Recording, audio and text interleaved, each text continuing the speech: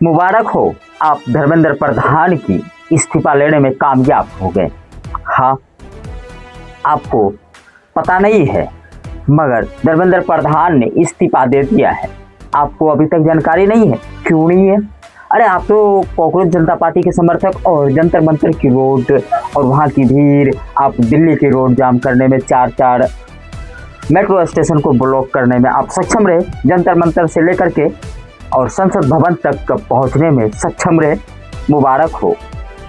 तो मुबारक बनती है ना सर, तो शायद अभी आप रुक जाइए। नमस्कार, मेरा नाम कृष्णा है। अगर आप मेरे चैनल पे नए हैं तो चैनल को सब्सक्राइब जरूर करिएगा और वीडियो को अपने दोस्तों के साथ और परिजनों के साथ शेयर जरूर करिएगा।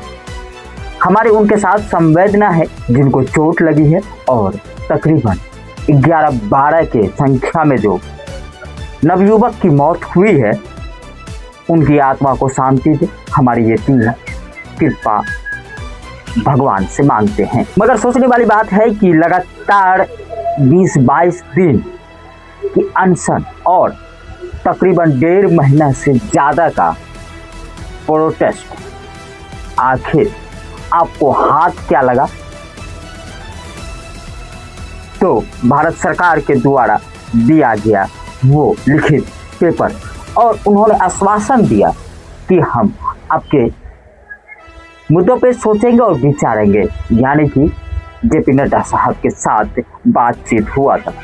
शायद आपने ये चीज़ देख लिया होगा, मगर पॉइंट की बात अभी भी बाकी है। स्किप करना है तो आप वीडियो छोड़ के चले जाइए।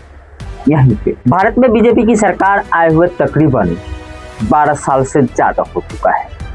और क्या आपने कभी ये देखा है कि हमारे देश की प्रधानमंत्री प्रेस कॉन्फ्रेंस करते हैं?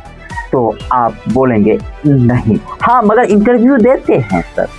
वही इंटरव्यू जो कि सर आप हमें बताइए कि आप आम कैसे खाते हैं, छील के या चूस के? ये चीज़ आपको पता होगा, मगर क्या आपको ये पता है कि प्रेस कॉन्फ्रेंस कभी भी हमारे देश की वर्तमान प्रधानमंत्री यानी कि नरेंद्र मोदी कभी किए हैं? तो नहीं। आज प्रेस कॉन्फ्रेंस करने के लिए आए, मगर क्या आश्वासन दिया आपको पता है?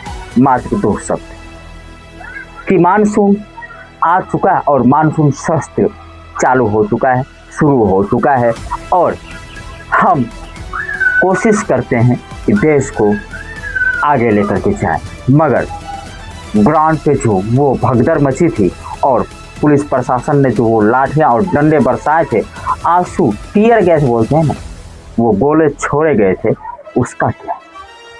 तो अभी तक शायद आप बोलते होंगे कि सरकार के कोनों तक नहीं पहुँचा है, तो पहुँच चुका है। हाँ, आपकी और हमारी बातें वहाँ तक पहुँच चुका है, मगर अभी सिस्टम हिला नहीं है। बीजेपी के प्रवक्ता ने जो जवाब दिया आपने जरूर सुना होगा कि नड्डा साहब के साथ हमारी तकरीबन 12 बजे मीटिंग हुई, उसके बाद फिर दोबारा 1:30 बजे हमारी मुलाकात हुआ। उसके बाद उन्होंने ये 3 चीज़ मांग किए उनसे कि पहली दफ़ा जो नीट की स्टूडेंट डेथ हो चुके हैं उनको 1 करोड़ रुपये की मुआवजा दिया जाए और शिक्षा व्यवस्था में सुधार की जाए। और नहीं बोलेंगे हम।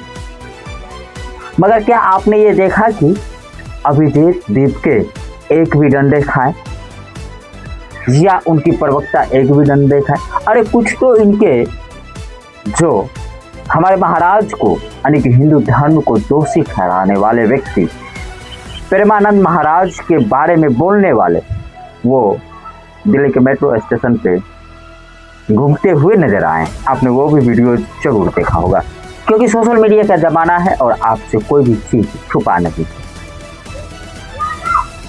तो आखिर इनमें फूट क्यों? तो इससे लाभ फूट क्यों हो और इससे लाभ किसको हुआ है? तो आपको बता दें, आपने लाठी खाए और आप आंसू गैस भी झेले, उसके बाद आपने भीड़ और जनसंख्या की जनसैलाब भी देखा, मगर लाभ हुआ अभिजीत दीप को। वो इसलिए लाभ हुआ क्योंकि वो अब सेलिब्रिटी बन चुके हैं। आपने जब वो अपने घर को निकले राजस्थान के लिए रवाना हो चुके, तो आपने देखा होगा कि एयरपोर्ट पर की वीडियोज मीडिया दिखा रही है। अब वो सेलिब्रिटी हो चुका और वो सेलिब्रिटी बनाने वाले व्यक्ति हैं आप, मगर रुक जाइए ना। लाठी कौन खाए? आपने खाए, मगर चेहरा किनका चमका? बीजेपी पार्टी का। हाँ, क्या अभी भी आपके मन में कोई किसी प्रकार की संदेह है? तो शायद हाँ, आपके मन में बहुत संदेह है।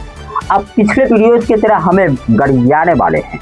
पिछले वीडियो में जिस प्रकार से हमें गाली सुनने को मिला, कोई दिक्कत नहीं, वो आपकी बड़प्पन है और आपका वो संस्कार है, आप भरपूर दीजिए, मगर सत्य दिखाने में कभी पीछे मत हटिए, बोलने में भी मत हटिए। और आपको बता दें इंफॉर्मेशन के लिए कि बीजेपी सरकार है, धर्मेंद्र प्रधान अगर इस्तीफा दे देती है या दे देता है, शिक्षा मंत्री इस्तीफा दे देंगे, तो उसके बाद बारी आएगा वित्त मंत्री का, उसके बाद आएगा होम मिनिस्ट्री का, उसके बाद आएगा प्रधानमंत्री, रेलवे मंत्री, सारे मंत्री को फिर लपेट लिया जाएगा। तो ऐसे तो हमारे देश चल पड़ा है। आप लगातार 10 दिन 15 दिन अनशन पे बैठिए, उसके बाद संसद भवन को कूच कीजिए, वहाँ पहुँचे, जन सैलाब बढ़ाइए, भीड़ बढ़ाइए, तोड़ फोड़ करिए, उसके बाद सरकार की सत्ता ही गिरा डालिए।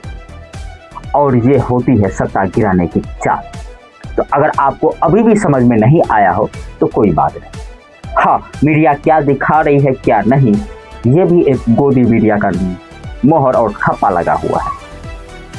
शायद हमें भी आज फिर किसी ने ये जरूर बोलेंगे कि भाई तुमने कितना पैसा लिया है ये चीज़ बोलने के लिए। कोई बात नहीं, मेरा घर कोई बना नहीं रहा है और मेरा घर का रोजी रोटी कोई चला नहीं रहा, मगर सत्य है वो उस चीज़ को आप समझने और अपने आप को समझाने की कोशिश कीजिए। आप आंदोलन करते रहे, उसके बाद नीट जो पेपर हुआ था, रीनीट हुआ था, उसका रिजल्ट कल आ गए, गदगद हो गया स्टूडेंट, मगर आपको क्या मिला? लाठी डंडे और टीयर गैस की वो गोले। इस पे आपकी क्या प्रतिक्रिया है आप कमेंट में जरूर बताइएगा। मिलते हैं आपसे किसी अगले वीडियो में, तब तक के लिए बस मैं यहीं पे समाप्त करता हूँ। जय हिंद।